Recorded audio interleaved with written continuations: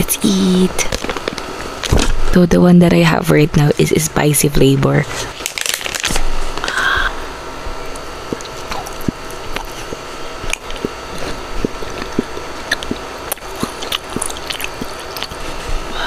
In fairness, makapal siya and malaki yung mga chunks ng mango slice niya.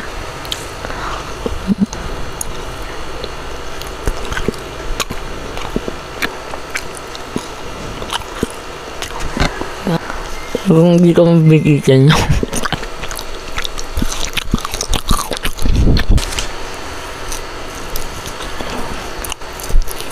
Mukhang mapaparami ako nito. Ang sarap niya. At ang kapal, oh.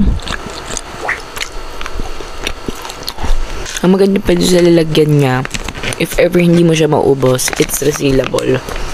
So, ayan, pwede mo lang siyang i-close ng ganito and then, pwede mo na siyang kainin tomorrow.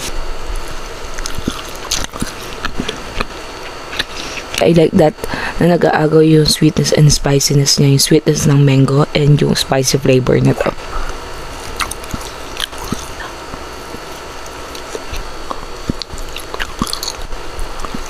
For those who love dried mango, you can click the yellow basket to check out here.